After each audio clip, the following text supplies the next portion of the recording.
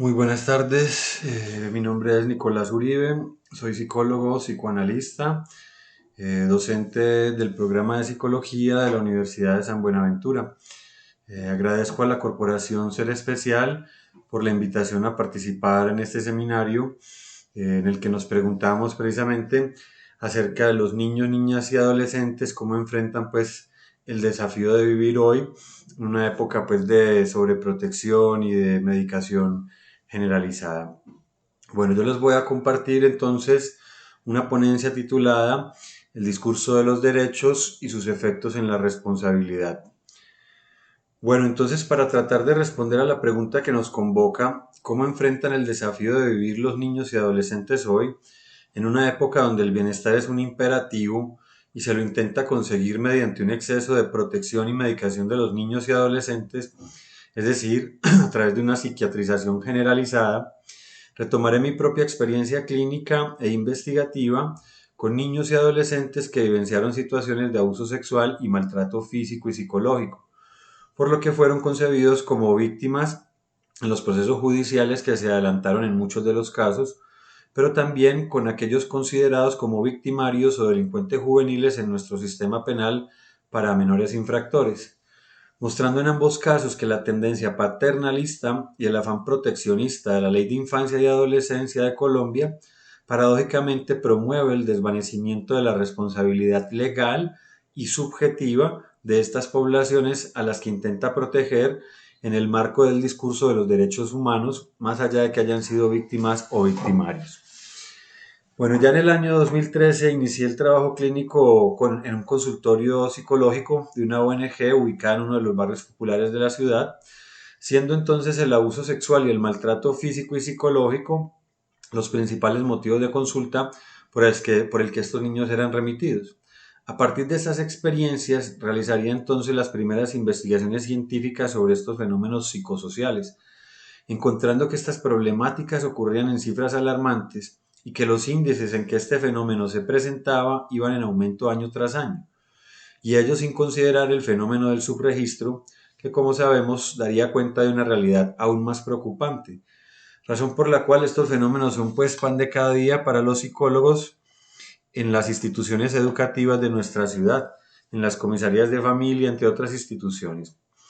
Ello me permitió entonces entender en aquella época parcialmente por qué estos niños eran reducidos a la condición de víctimas. Ahora bien, al investigar sobre las formas en que son intervenidos estos fenómenos, encontré múltiples problemas que obstaculizan la asunción de la responsabilidad subjetiva, concepto pues psicoanalítico, y legal de los sujetos, considerados a priori como víctimas, concepción que sigue vigente en nuestro medio. Entre estos problemas destacamos nuevamente el carácter paternalista de la Ley de Infancia y Adolescencia en Colombia, así como la falta de una real aplicación de las disposiciones que contiene la ley en el papel, pero también las contradicciones internas que tiene la misma. Una década después de realizar publicaciones científicas sobre este asunto, en las cuales hice una denuncia pública de estos problemas de la aplicación de la ley, las cosas siguen igual. Por ello, en esta ocasión retomaré el análisis crítico de esta ley que orienta el quehacer de los profesionales de la psicología en el trabajo con menores, niños, niñas y adolescentes en Colombia, víctimas o victimarios, pues como se dijo en aquella ocasión, ya hace más de 10 años, no se busca satanizar esta ley, sino, comillas, realizar señalamientos acerca de ciertas problemáticas que contiene la misma, indicando al mismo tiempo posibilidades de solución para tales escollos, pues se considera que esta ley debe ser modificada en aquellos puntos en donde se observan contradicciones y vacíos. No es satanizarla, es pues cuestionarla. Bueno, hablemos entonces acerca de los efectos nocivos de esta ley de infancia y adolescencia. Empecemos señalando que el carácter proteccionista de la Ley 1098 constituye una respuesta positiva de la sociedad ante el incremento de las situaciones de abuso contra niños y niñas. De modo que, de acuerdo con el artículo 26, en el ámbito jurídico de nuestro país se han forjado nuevas leyes contra estos delitos, comillas, en las cuales, por un lado, se busca endurecer las sanciones para aquellos adultos que incurran en este tipo de prácticas sexuales con menores, con niños y adolescentes, y por otro lado se busca garantizar el derecho del menor al debido proceso. Por ello, uno de los efectos de esta creciente tendencia proteccionista es muy positivo, pues busca reducir los altos índices de violencia sexual y de todo tipo en contra de los niños. Por esto, al dictarse sentencias más drásticas para los abusadores sexuales, se esperaría que tales sanciones tengan un efecto ejemplarizante. Recuérdese pues la propuesta de cadena perpetua. Otro efecto de esta tendencia proteccionista ha sido el hecho de que creó una presión social enorme que debe ser sobrellevada por los funcionarios judiciales a quien les asigna el papel de restablecedores de los derechos vulnerados, de suerte que terminan siendo corresponsables del restablecimiento o de la vulneración o inobservancia de estos derechos. Esto se entiende mejor al considerar que según esta ley, comillas, la familia, el Estado y la sociedad son corresponsables de toda problemática que involucre a los niños y adolescentes. Artículo 10. Pues acertadamente parte de la idea de que si estas instancias han incurrido en fallas en los procesos de crianza y socialización, dado los altos índices de negligencia en materia de cumplimiento de derechos de los menores, estas mismas instancias también deben hacer parte de las soluciones de las problemáticas generadas con los niños, siendo entonces corresponsables del origen y de la intervención de las situaciones en cuestión. Artículos 7 y 10 de la Ley 1098. Como consecuencia de esto, muchas personas piensan ingenuamente que los ciudadanos solo harán tal exigencia con el ánimo de proteger al niño y no de manipular el sistema legal, lo cual se sabe que no corresponde punto por punto a la realidad, creándose pues las condiciones para depositar sobre el juez una responsabilidad enorme que puede llegar a entorpecer su actuación judicial, dado que se le ubica en una posesión mesiánica que puede derivar en lo que se ha denominado como cacería de brujas. Así, por ejemplo, el artículo 8 enfatiza el interés superior del niño y el adolescente, y el artículo 9, que subraya la prevalencia de los derechos de estas poblaciones, cuando entran en conflicto con los derechos de cualquier otra persona. Estos dos artículos crean una carga psicológica sobre los funcionarios judiciales, siendo necesario cuestionar las concepciones victimizantes, que en realidad no garantizan el cumplimiento ni restablecimiento de los derechos de infantes y adolescentes, pero tampoco de los adultos que se ven involucrados en estos procesos. Por ello recordamos la necesidad de realizar investigaciones jurídicas y psicológicas rigurosas, que apunten a garantizar el debido proceso a cada una de las partes para llegar al desvelamiento de la verdad. De ese modo se podrían proteger tanto los derechos de niños y adolescentes, pero también los derechos de los adultos, que a menudo se ven involucrados en estos procesos en calidad de supuestos victimarios, muchos de los cuales a menudo son declarados como culpables sin una clara sustentación de tales denuncias y fallos jurídicos. Se entiende entonces que ante los reportes directos de abuso sexual que hace un niño o ante los indicadores indirectos de estas problemáticas, tales como alteraciones emocionales, entre muchas otras, porque no hay una sola pues sintomatología clara a partir de estos eventos de abuso, se debe actuar entonces con prudencia y objetividad en estos asuntos, dada la complejidad del fenómeno.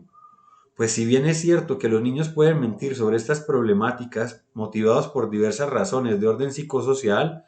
no menos cierto es el hecho de que a menudo los niños no reportan estas vivencias, que es otro problema pues muy grande.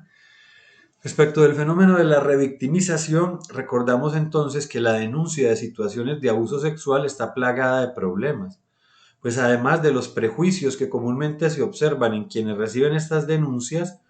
estos funcionarios también pueden presentar una resistencia a realizar la indagatoria con los niños para evitar incurrir precisamente en alguna vulneración de los derechos del menor, tal como se indicó anteriormente. Por ello, recordamos entonces que es un error de los actores judiciales pensar que es inconveniente pedirle al niño su testimonio sobre el episodio de violencia sexual de que fue objeto, pues ante la preocupación por la posibilidad de vulnerar algún derecho del menor, muchos actores judiciales temen causar un daño psicológico al revivir la experiencia que se considera a priori como traumática, pues abusando y generalizando pues del concepto de trauma. Recordamos entonces que esto es falso, puesto que además de que múltiples artículos de la ley promueven la participación del niño para que relate lo que le sucedió, Las ciencias sociales y humanas, entre ellas la psicología, también reconocen la importancia de que los niños puedan hablar de este tipo de vivencias como estrategia para la elaboración psicológica de los efectos traumáticos asociados a estas vivencias tempranas. Es decir, que puedan hacer una catarsis.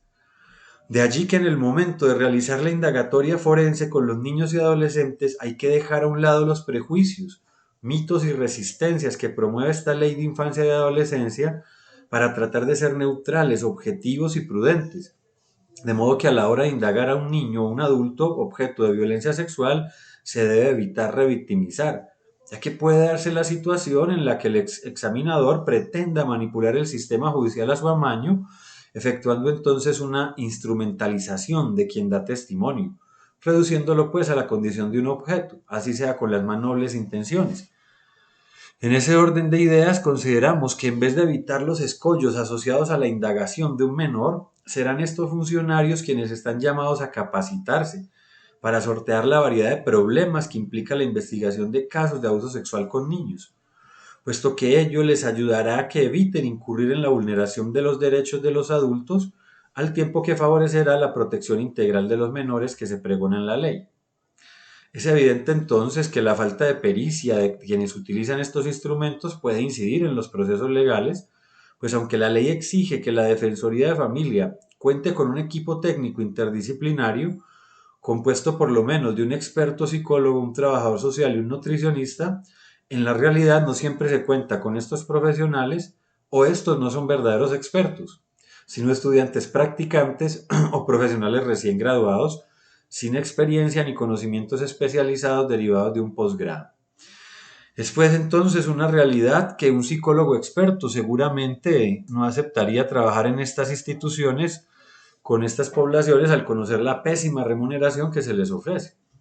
Sin embargo, las dificultades que presenta la indagatoria forense de un niño o adolescente que ha sido objeto de abuso sexual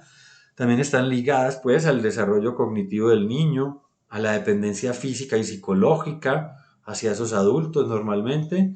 entre otros factores internos, así como a problemas técnicos, tales como la aplicación de instrumentos de evaluación que no tienen alta confiabilidad y validez científica, los famosos test proyectivos, o los problemas derivados de la falta de pericia del psicólogo forense que ya estábamos señalando. Pero más allá de estos factores propios del sistema judicial, queremos resaltar de nuevo el problema del proteccionismo de la ley de infancia, pues ello permite considerar que el acto judicial, aparentemente objetivo y neutral, a menudo es producto de la presión social sobre estos actores judiciales. Así, por ejemplo, el artículo 81 de la Ley 1098 recalca al defensor de familia que es su deber dirigir el proceso, velar por su rápida solución, adoptar las medidas conducentes para impedir la paralización y procurar la mayor economía procesal, so pena de incurrir en responsabilidad por las demoras que ocurran. Es evidente que estos artículos pueden generar preocupación en el funcionario por la posibilidad de ser sancionado disciplinarmente al no cumplir su deber de solucionar el caso rápidamente, o sea, con celeridad. En ese sentido, consideramos que a los defensores de familia se les debería enfatizar también la obligación de cumplir otros de sus deberes consignados en el mismo artículo 81, tales como el hacer efectiva la igualdad de las partes en el proceso, ya que a menudo se encuentran tentativas de fraude procesal que van en contra de la dignidad de la justicia sin que nadie llame la atención sobre estos graves hechos, que atentan contra los derechos de los ciudadanos, sean niños o adultos. Pues vemos ya pues que hasta el presidente Uribe, cuando incurre en fraude procesal, lo pueden entonces investigar. No es pecado ni delito. Es que en muchos casos de violencia sexual contra menores, prima entonces la rápida resolución en detrimento de la adecuada administración de justicia, dada la enorme presión social y jurídica que recae actualmente sobre los funcionarios. De modo que resulta muy difícil cumplir con el deber de hacer efectiva la igualdad de las partes en el proceso, usando los poderes que este código le otorga, pues en consecuencia consideramos entonces que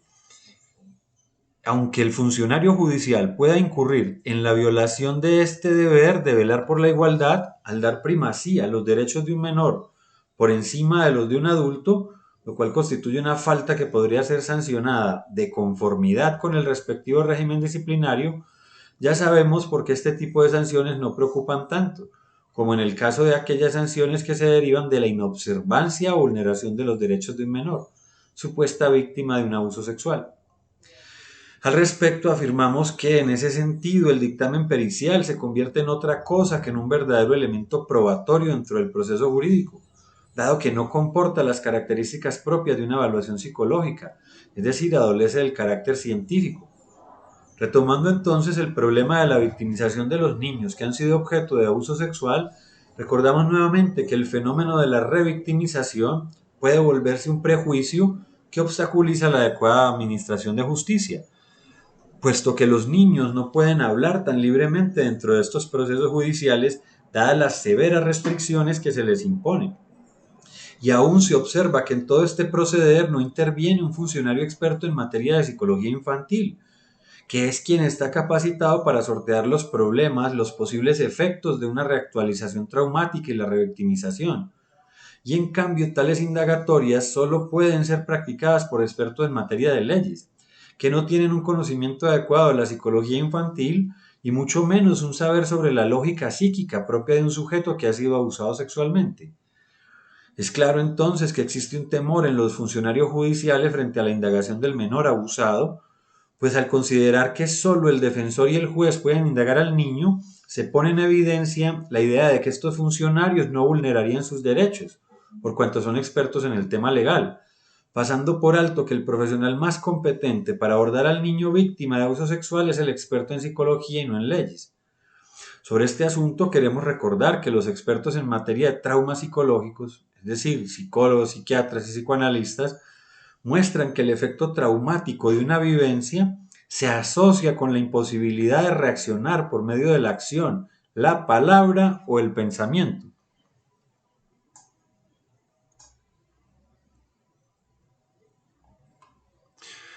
Por ello entonces no debería existir ningún temor de pedir a los menores que relaten los eventos traumáticos de que han sido objeto, pues si en materia de evidencia física es necesario aclarar al menor la importancia de permitir que se practiquen pruebas médicas,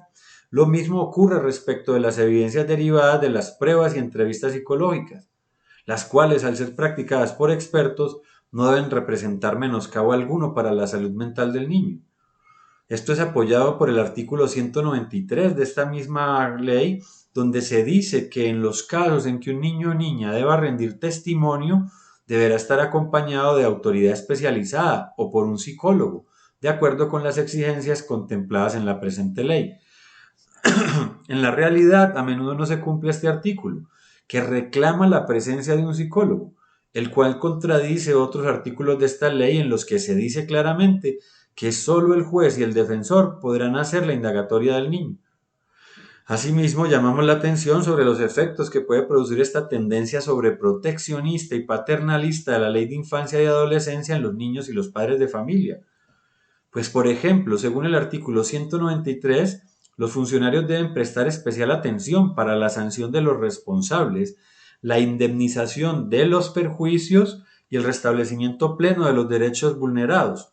lo que explica por qué tiene prelación el derecho del menor supuestamente abusado por encima del adulto indebidamente acusado. Esta misma presión explica por qué, aun cuando pueda ser inocente un adulto acusado de atacar sexualmente a un menor, en este caso no aplique el principio de oportunidad ni la condena de ejecución condicional, salvo que haya una indemnización contra la víctima. Esto último puede conducir a que muchos padres persistan en una falsa denuncia con fines lucrativos. Por todo lo dicho, consideramos necesario cuestionarse por los paradójicos efectos que producen las leyes y el discurso de los derechos humanos en la actuación de estos funcionarios judiciales, pero también en los padres de familia, maestros y sobre todo lo que nos convoca en los propios niños y adolescentes, a quienes frecuentemente se les anula la responsabilidad subjetiva en estas situaciones de abuso, en las cuales a menudo puede observarse el cambio de posición de lo pasivo a lo activo, explicando el hecho común de que muchos niños que fueron objeto de abuso sexual y maltrato infantil en su infancia o adolescencia cambian de posición subjetiva y pasan de ser víctimas a ser victimarios, repitiendo compulsivamente los tempranos eventos traumáticos, sin tener a menudo mayor grado de conciencia de esta repetición, dada la ubicación en el rol de víctima que han hecho los adultos desde los ideales e imaginarios sociales acerca de la infancia. De allí que en no pocas ocasiones los psicólogos se encuentran con casos de menores que ya han manipulado a los adultos en casa, en el colegio y en los estrados judiciales para obtener algún beneficio personal, creando una tendencia a burlar la ley y a quienes la representan. Por ejemplo, cuando mediante la asunción de la posición de víctima en una falsa denuncia, un menor puede ocasionar perjuicios a adultos con los que ha tenido conflictos en el proceso de imposición de límites en la crianza o educación, o sea, padres o maestros,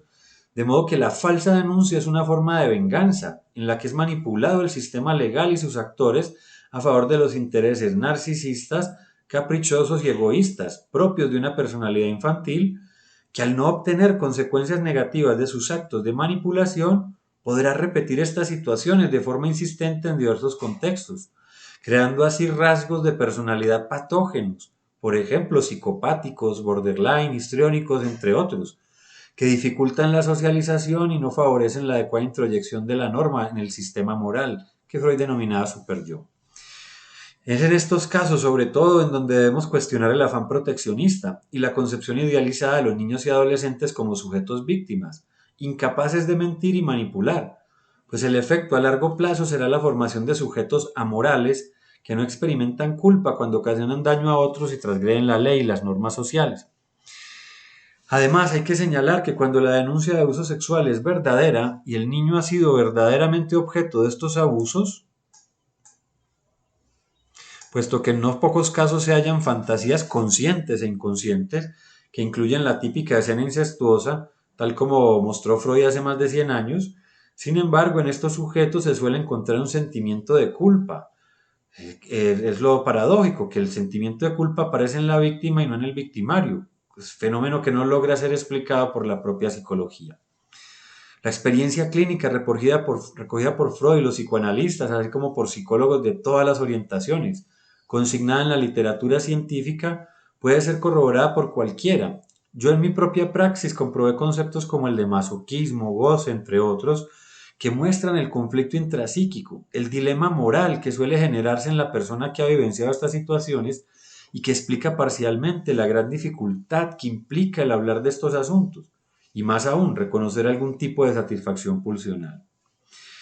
Asimismo, en los casos donde los niños fueron objeto de malos tratos físicos y psicológicos, es fundamental comprender que el trabajo clínico permitirá eliminar los síntomas derivados de estas escenas potencialmente traumáticas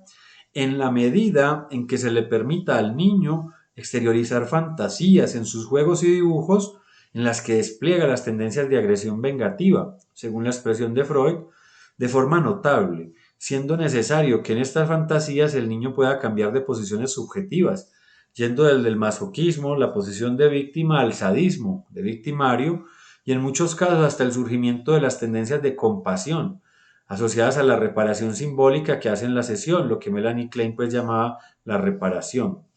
Gracias a la neutralidad del analista, del psicólogo, que indirectamente promueve la asunción de esta responsabilidad por los propios deseos inmorales, sin llegar a regañar al niño por lo que ha exteriorizado sus fantasías inconscientes en sus relatos y dibujos. Bueno, por eso entonces el trabajo con los menores infractores y la asunción de esta responsabilidad subjetiva no es fácil. Porque es que al tiempo que en el trabajo clínico investigativo nos ocupamos de estos fenómenos de abuso contra los niños, también, digamos, es muy frecuente que el motivo de consulta sea, digamos, la criminalidad o la transgresión de la ley y la norma del adolescente. Por eso, digamos, al inicio de mi trabajo clínico me ocupé durante años, desde el año 2003,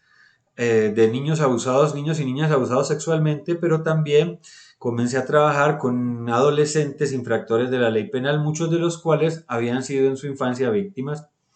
siendo más notable con ellos el serio problema que genera el paternalismo y el proteccionismo de la ley de infancia. Así con los menores abusados víctimas es un problema la ley, con los mayores también. Pues con los menores de edad, que ya no consideramos niños y niñas, sino adolescentes menores infractores. Pues generalmente esta tendencia legal y psicosocial proteccionista genera un desvanecimiento de esta responsabilidad de los jóvenes,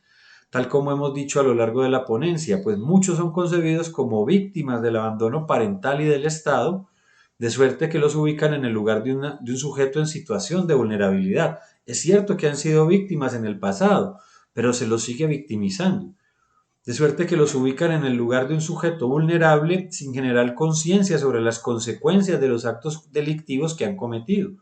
y que darían cuenta de un cambio de posición subjetiva que debe ser reconocido para asumir la responsabilidad por los actos propios. Es por ello que el sentimiento de culpa derivado de los pensamientos y deseos inmorales, así como el sentimiento de arrepentimiento que surge después de la comisión de un delito, o sea, de una conducta o comportamiento, son signos que dan cuenta de la introyección de la ley y la norma y por ende de una estructura de personalidad neurótica favorable para el trabajo psicoeducativo y psicoterapéutico en estos contextos clínico-pedagógicos,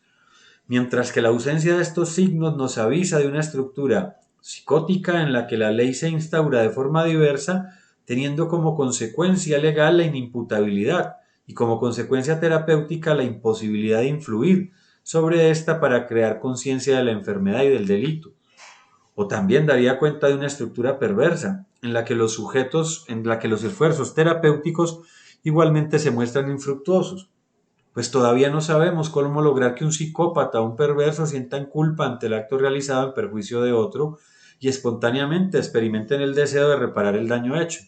es decir, para que asuman la responsabilidad subjetiva, reconociendo así la castración que deniegan.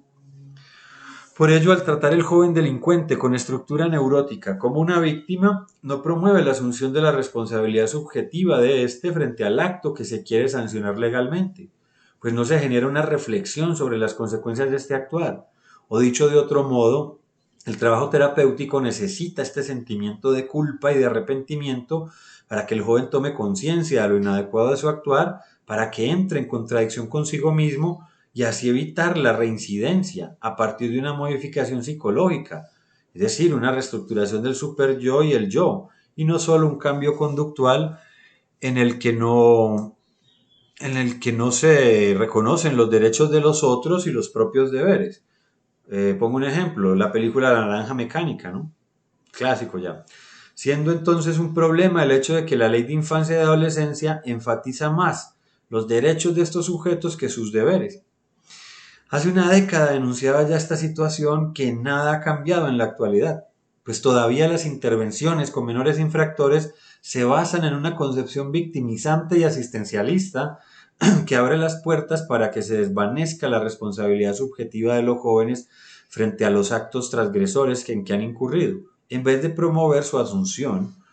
Por ello queremos analizar algunas de las contradicciones y problemas que plantea el hecho de que existan concepciones tan divergentes entre el campo jurídico y el terapéutico acerca de estos fenómenos o problemáticas psicosociales.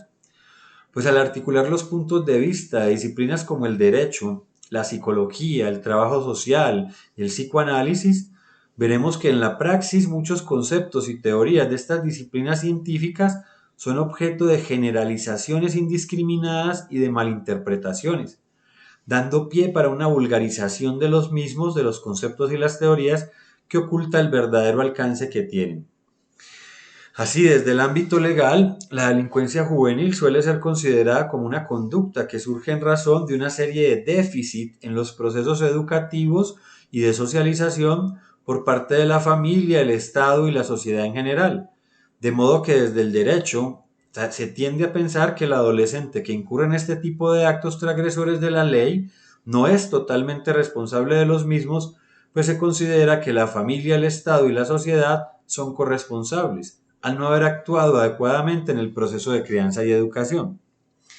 Esta concepción victimizante de los jóvenes infractores, que todavía está vigente en nuestro medio, surge en Europa en la segunda mitad del siglo XIX. O sea, hace mucho tiempo ya está presente esta concepción, cuando se produce pues una problematización de la infancia y la adolescencia en razón de que estas poblaciones, por un lado, son asociadas con el futuro de la sociedad, al tiempo que por el otro se les asocia con una amenaza social. En ese contexto se crea entonces una conjunción de políticas de prevención acompañadas de mecanismos de penalización correctiva, al tiempo que se hallan unas políticas de protección frente al abandono por parte de la familia y la sociedad. De modo que desde hace más de una década en Colombia, bueno, ya dos diríamos acá, se da más importancia a la protección y prevención según una clara orientación pedagógica que aboga por el cambio de valores en la familia y la sociedad, mientras que decrece la tendencia a implementar la penalización. Por ello, cuando se crea el concepto de delincuente juvenil a principios del siglo XX, también se crean las nuevas leyes penales para menores, las cuales se caracterizan porque en ellas se atenúa la responsabilidad penal del menor y se tiende a reemplazar las sanciones por medidas de vigilancia y de reeducación asistida. Ahora, esta tendencia moderna a dar tratamiento legal especial a los menores de edad a través de la asistencia a procesos de tipo psicosocial con un equipo interdisciplinario tiene todo un aspecto positivo, pues favorece el surgimiento del interés y la motivación en los padres para acompañar el logro de objetivos en el proceso terapéutico y legal del hijo. O sea, incluir a la familia es muy difícil normalmente. Sin embargo, el problema es el hecho de que este tipo de abordajes a menudo lleva a que el joven se desentienda de su propio proceso, pues al plantear la corresponsabilidad de los padres no es raro que el joven entonces increpe a sus progenitores por las fallas presentadas durante la crianza, así como por las que se producen en los procesos terapéuticos que estos adelantan. De modo que se oculta ante los demás, pero ante ellos mismos también, las fallas en el propio proceso de vida y terapéutico. Es decir, dicha perspectiva presenta el problema de que el joven encuentra en la corresponsabilidad una justificación para desentenderse de su propia responsabilidad. De allí típicamente muchos padres encuentran razones lógicas para interrogarse y quejarse acerca del hecho de que aun cuando su hijo no muestra interés por asistir a este tipo de programas psicosociales, ellos deben mantener dicho interés y motivación. Es loable que los padres puedan tener un espacio para reflexionar sobre sus fallas y problemas, obteniendo ayuda para enfrentarlos. Pero el problema es que el abordaje directo de la responsabilidad del adolescente por la transgresión de la norma queda eclipsado, se desvanece o en todo caso queda en estado de espera. De ese modo, el objetivo principal de estos programas psicosociales, que es promover la responsabilidad del menor frente a sus conductas problemáticas, es dejado de lado y se enfatiza la ayuda que se brinda a los padres de familia para hacer frente pues, a las problemáticas del hijo. Pues se piensa que la mejor ayuda que se le puede prestar al adolescente es garantizar sus derechos básicos, y para ello habría que intervenir a los padres para que no vulneren tales derechos que de esa forma resultarían restablecidos. Por ello, seguimos, después de más de 10 años, cuestionando esta óptica paternalista que orienta las intervenciones con los menores infractores en nuestro país, pues este tipo de concepciones y abordajes pasan por alto una razón simple, a saber, que al compartir la responsabilidad por el acto transgresor entre el adolescente, la familia, el Estado y la sociedad, los jóvenes tienden a responsabilizarse, ya que este mismo discurso sobre la corresponsabilidad comporta el riesgo que al considerarse en los adolescentes como víctimas de este abandono, en consecuencia estos aceptan dicha concepción y asumen el rol de víctimas que se les asigna desde lo social. Y es que en efecto, en las ciencias sociales es bien sabido que la identidad que un sujeto asume en la infancia y seguidamente en la adolescencia, en principio le viene del otro, del semejante, de la familia y la sociedad, de suerte que posteriormente el adolescente asume dicha identidad o la interioriza, adoptando entonces el rol que le es correlativo, el de una víctima que no tiene responsabilidad por sus propios actos. Por lo cual, si desde lo social se le ofrece al joven la identidad de víctima, es lógico que el adolescente transgresor asuma este rol y se comporte como tal, como una víctima que no es responsable de sus acciones, siendo el problema para los psicólogos y psicólogas cuestionarlo en la psicoterapia grupal o individual. Ahora, sumado a esta victimización de los jóvenes infractores, tenemos el carácter asistencialista de algunos de los lineamientos del Instituto Colombiano de Bienestar Familiar, según los cuales es necesario brindar asistencia alimentaria y un auxilio de transporte a estos jóvenes, sin considerar que esta asistencia generalmente es entendida por los sujetos como un deber o una deuda que la institución que representa pues a la sociedad tiene con ellos. sin importar si existe un merecimiento de la ayuda, lo cual obviamente fortalece la posición de víctima. En síntesis, o sea, por ejemplo, para un psicólogo psicodinámico de corte kleiniano, el darle comida al paciente tiene serias implicaciones psicológicas. O darle dinero. Ya sabemos muchos que tenemos experiencia que a veces con el dinero del transporte compran droga a la salida de la institución y la consumen a las afueras. O sea, financian el consumo de drogas y el bienestar familiar cree ingenuamente que siempre lo emplearán para el transporte. En síntesis, las contradicciones existentes entre las concepciones sobre el menor infractor y los modos de abordarlo dificulta la intervención terapéutica, pues al tiempo que se lo concibe como un sujeto que ha causado daño a la sociedad, se lo trata como una víctima de la misma que necesita de la asistencia del Estado y la familia. En ese sentido, nuevamente señalamos la importancia de que instituciones como el ICBF se sensibilicen y concienticen acerca de la importancia de las nocivas repercusiones que frecuentemente se derivan del asistencialismo que promueven algunos de sus lineamientos, ya que así se evitaría entrar en contradicción con la visión de los institutos y profesionales que prestan servicios psicosociales para estas poblaciones, puesto que estos últimos sí captan a diario el significado que a menudo dan muchos jóvenes usuarios y sus familias a este tipo de ayudas, no todos, pero muchos, que no es otro que el de una obligada reparación por la supuesta deuda que se tiene para con ellos, por las injusticias de que han sido víctimas. Entonces es muy difícil que asuma una responsabilidad subjetiva, que sienta culpa o arrepentimiento, si al contrario, siente que los demás le deben algo. Es necesario recordar, sin embargo, que el asistencialismo surge a nivel internacional mucho antes de la creación e implementación del antiguo Código del Menor o de la nueva Ley de Infancia y Adolescencia en Colombia, por lo que tampoco el asistencialismo es creado por instituciones colombianas como el ICBF, eso es mucho más viejo que el ICBF, pero sí es perpetuado por estas. Pues aun cuando el asistencialismo surge y se sostiene precisamente en algunos puntos de vista promovidos por determinados profesionales de las ciencias humanas, entre otras, quienes tienden a priorizar las causas externas de las problemáticas juveniles en detrimento de las causas internas o psíquicas de estas conductas, en el ámbito local en nuestro país el problema es la contextualización y aplicación a los fenómenos propios del país, lo que da paso a la inadecuada utilización de estas teorías y conceptos. En otras palabras, el problema no es que las concepciones disciplinares sean erróneas, pues en efecto los déficits familiares y sociales inciden en los fenómenos llamados psicosociales. El problema consiste en generalizar a priori este tipo de teología de los fenómenos, pues de esa forma no se logra explicar la manera en que estos déficits han tenido injerencia en la problemática, según el caso por caso. O sea, todo el mundo en Castilla no es delincuente, aunque han vivido la misma situación de violencia desde hace más de 50 años, no todo el mundo opta por la violencia. Dicho de otra manera, el problema no está del lado de las concepciones disciplinares, sino del mal uso que algunos profesionales de estos campos hacen de las mismas. Pues en la praxis, estos importantes conceptos y teorías son objeto de una generalización indiscriminada que contrasta con el rigor de la ciencia. En contraste, recordamos que el psicoanálisis cuestiona algunos puntos de vista según los cuales las conductas transgresoras se justificarían por las condiciones de vida inadecuadas en que han vivido, siendo considerados entonces como víctimas. A este tipo de sujeto que justifica así su transgresión, el psicoanálisis lo denomina como delincuente por excepción, pues este se considera a sí mismo como una excepción, de modo que no tiene la obligación de cumplir la ley que opera para todos los demás, por el hecho de haber sido víctima de aquellos que encarnan la ley. Si quieren profundizar sobre esa concepción, les sugiero el texto de Stanislao Zuleta llamado Psicoanálisis y Criminología.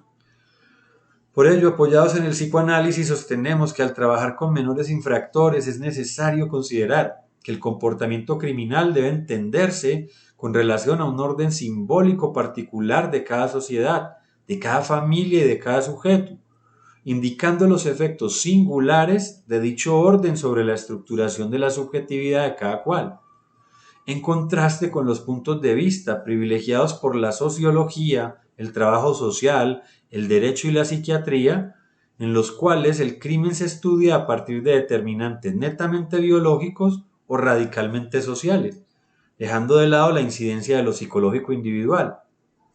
En consecuencia, al desconocer la historia singular de los sujetos que son judicializados, a menudo se escapa la posibilidad de que la sanción penal cobre un carácter pedagógico y terapéutico, la cual opere de una manera eficaz sobre los comportamientos sancionados, pues frecuentemente no se abordan las causas psicógenas de tales conductas delictivas.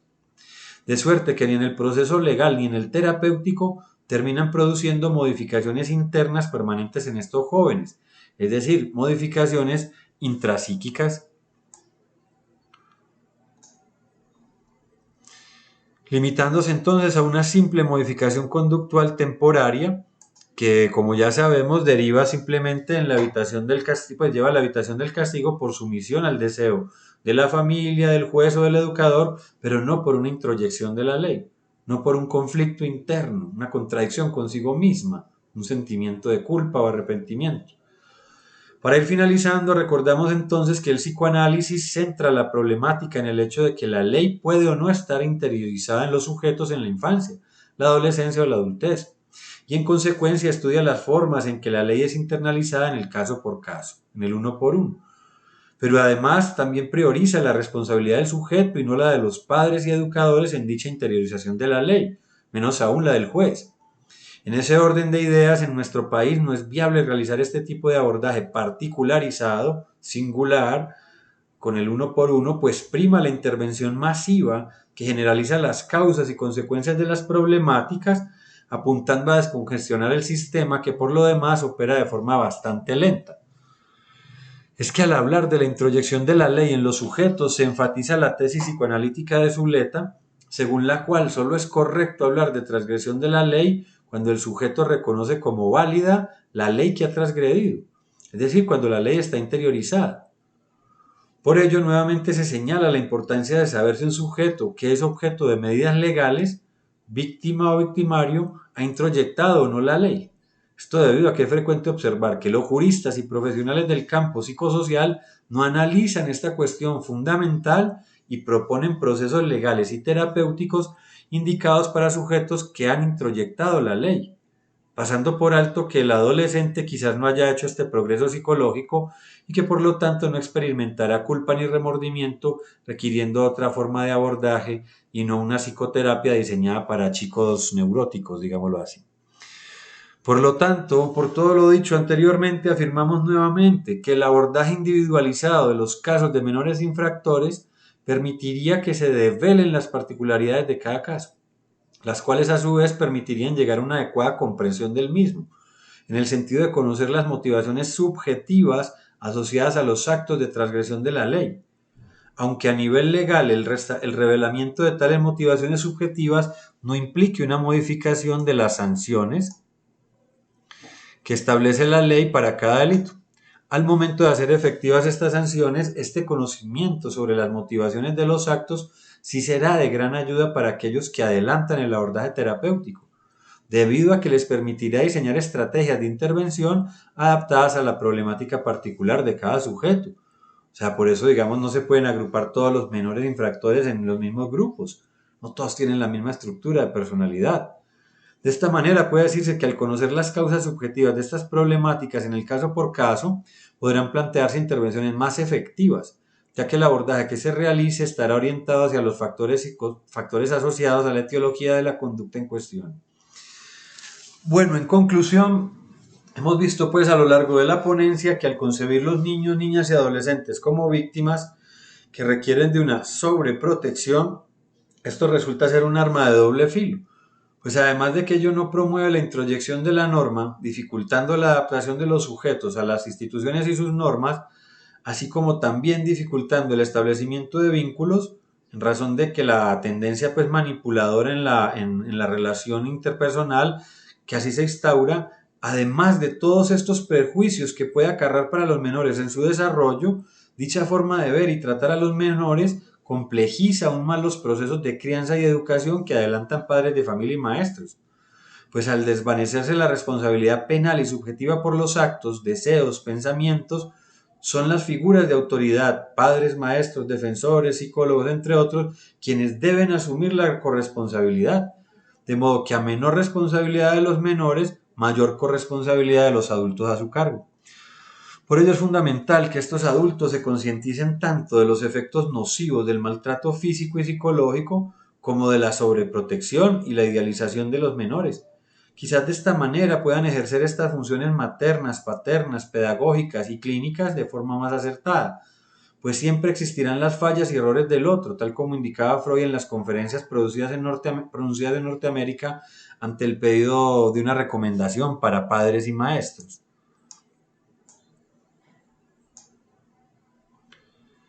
Bueno, terminamos entonces acá. Este es entonces lo que tenía para compartir con ustedes en el seminario. Agradezco entonces la atención prestada y espero entonces que podamos dialogar y debatir acerca de esta presentación. Muchas gracias.